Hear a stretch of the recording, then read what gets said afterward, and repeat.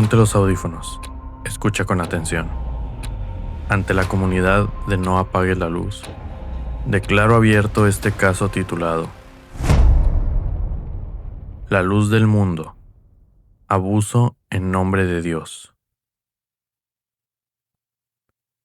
Antes de arrancar, este episodio habla de abuso sexual a menores dentro de una institución religiosa. Es un tema delicado y perturbador. Si en algún momento sientes que es demasiado, está bien pausar. Y si nos escuchas en Spotify y no nos sigues, dale seguir. Es gratis y es la única forma en que te avisamos cuando se sube un episodio nuevo. Y si nos estás viendo en YouTube, suscríbete y activa la campanita. Ahora sí, arrancamos.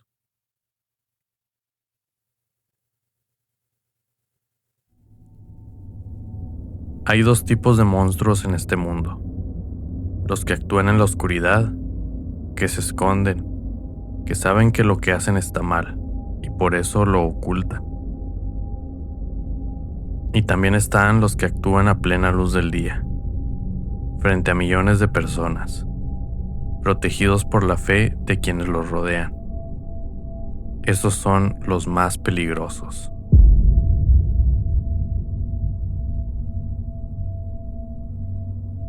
La Iglesia La Luz del Mundo fue fundada en Guadalajara, México, en 1926 por Eusebio Joaquín González. Casi 100 años después, es una de las organizaciones religiosas más grandes de habla hispana en el mundo, con presencia en 58 países y más de 5 millones de fieles. Tiene su sede en la colonia La Hermosa Provincia, en Guadalajara, un barrio entero construido alrededor de la iglesia, con escuelas, hospitales, negocios, una ciudad dentro de la ciudad, donde todos los habitantes comparten la misma fe y el mismo líder. Y ese líder no era cualquier cosa. Para sus fieles, era el apóstol de Jesucristo, la divinidad y reencarnación de Dios en la tierra. No un pastor, no un sacerdote, Dios mismo en forma humana. Y lo que Dios dice, no se cuestiona.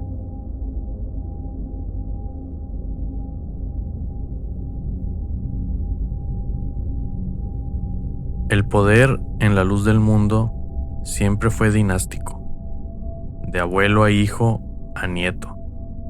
Eusebio Joaquín fundó la iglesia, su hijo Samuel la heredó y la dirigió durante 50 años. Y cuando Samuel murió en 2014, su hijo Nazón tomó el control. Los principios de la iglesia establecen un poder absoluto al líder, quien es presentado como el elegido directamente por Dios. Poder absoluto, elegido por Dios, sin rendirle cuentas a nadie.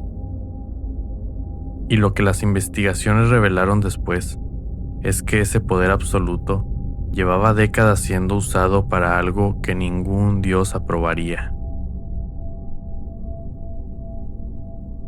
De acuerdo con las investigaciones, Eusebio, Samuel y Nazón utilizaron su cargo de poder en la iglesia para abusar sexualmente de miembros de la congregación, incluyendo niños. No fue un caso aislado, no fue un error, fue una estructura. Los acusados participaron en una organización criminal que abusó de la iglesia durante décadas para facilitar el abuso sexual sistemático de niños y mujeres, incluyendo la creación de fotos y videos de abusos sexuales sádicos a menores. 3 generaciones de líderes, el mismo patrón, las mismas víctimas y el mismo mecanismo. Millones de personas que no lo sabían o que no lo querían saber.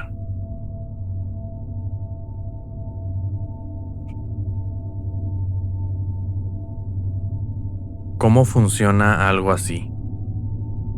¿Cómo abusas de niños y mujeres durante décadas dentro de una organización con millones de miembros sin que nadie hable.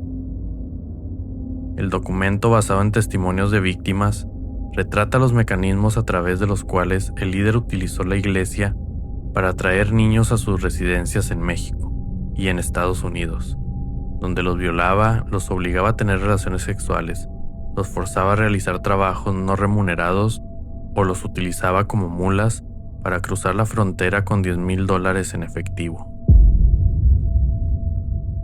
Pero había algo más sistemático que eso.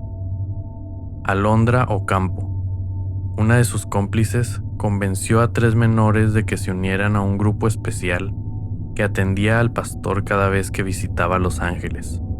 Usando textos bíblicos, las indujo para que bailaran desnudas frente a él, posaran realizando actos sexuales frente a una cámara, y ella misma las llevó hasta la recámara del ministro para que éste las violara.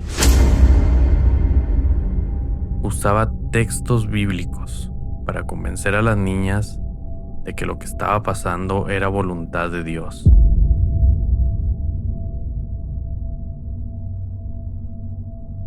Eso es lo más perturbador de todo este caso. No solo el abuso, sino el mecanismo mental con el que lo justificaban. Las víctimas crecieron creyendo que el apóstol era Dios en la tierra, que lo que él decía era sagrado, que resistirse era resistir a Dios mismo. Ese nivel de control mental no se construye en un día, se construye durante años, desde la infancia, dentro de una comunidad cerrada donde nadie cuestionaba nada.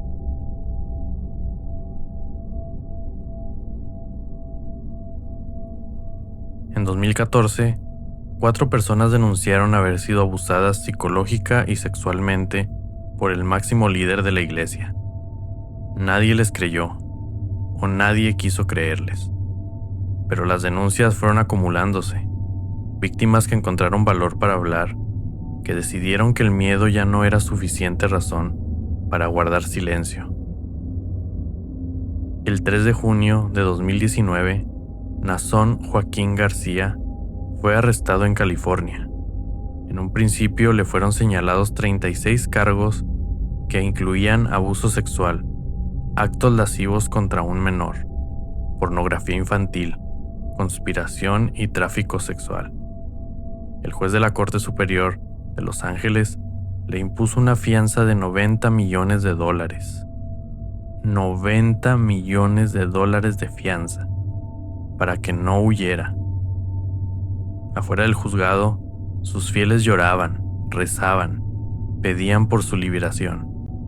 Decían que era inocente, que era una persecución contra la iglesia. Adentro del juzgado, las víctimas finalmente podían hablar.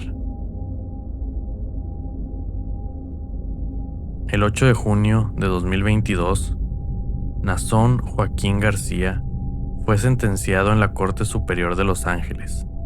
Se escucharon los testimonios de víctimas por más de 2 horas. 2 horas de testimonios que la mayoría de los medios de comunicación no transmitieron completos. El juez en el caso confirmó la sentencia del apóstol de Jesucristo y le dijo directamente: usted es un depredador sexual. Un depredador sexual. El hombre que para millones de personas era Dios en la tierra. Nazón Joaquín García fue sentenciado a 16 años y 8 meses de prisión por el abuso sexual de 3 menores de edad que pertenecían a la congregación. Por décadas de abuso, por generaciones de víctimas, por un sistema construido específicamente para abusar de los más vulnerables, usando el nombre de Dios como escudo.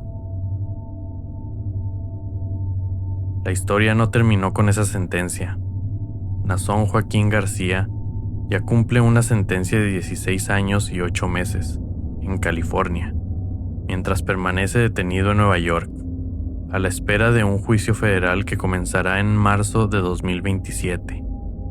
El expediente detalla que la estructura de la iglesia sigue una línea dinástica. El juicio federal involucra también a su madre Eva García de Joaquín y su sobrino Joram Núñez Joaquín, a la familia entera. Y en México, un juez de Jalisco ordenó a la FGR reabrir la investigación por tráfico de menores y abuso sexual contra Nazón Joaquín García en abril de 2026, revocando la decisión de dar carpetazo al asunto tomada en diciembre de 2025. Alguien había intentado cerrar el caso en México, silenciarlo, como se había silenciado durante décadas. Y la luz del mundo sigue operando, sigue teniendo millones de fieles, sigue teniendo templos en 58 países, y hay víctimas que todavía hoy no han podido hablar. Hay algo que me parece importante decir antes de cerrar este episodio. Las víctimas de este caso no fallaron, no fueron ingenuas y no deberían haber sabido. Crecieron dentro de un sistema diseñado específicamente para hacerles creer que lo que vivían era normal, que era sagrado, que cuestionar era un pecado. Ese nivel de manipulación no tiene nada de diferente al de cualquier otro abusador que usa el poder para controlar, solo que éste lo hizo con millones de testigos alrededor que miraban hacia otro lado. Si conoces a alguien que forme parte de la luz del mundo, o de cualquier organización donde el cuestionamiento no está permitido, escúchame. La fe no debería de costar tu libertad. Y ningún Dios que valga la pena creer pide lo que este hombre pedía.